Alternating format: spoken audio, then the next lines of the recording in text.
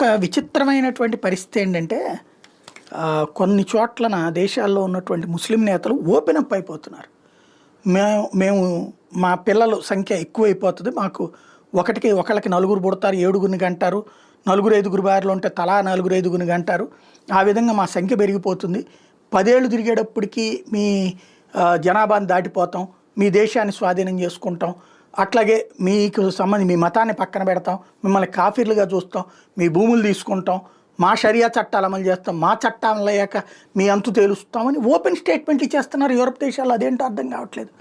ఇప్పుడు తాజాగా టెక్సాస్ సంబంధించినటువంటి ఒక మత ప్రబోధకుడు గారు అయితే మేము నిదానంగా సంఖ్య పెరిగిన తర్వాత మీదంతా అంటే ముస్లిం కాని వాళ్ళందరూ కాఫీర్లే, అంటే అజ్ఞానులే, వాళ్ళకి భూమి హక్కు లేదు, భూమి హక్కు కేవలం అల్లాది కాబట్టి మాకు మాత్రమే ఉంటుంది అంటూ ఓపెన్ స్టేట్మెంట్లు.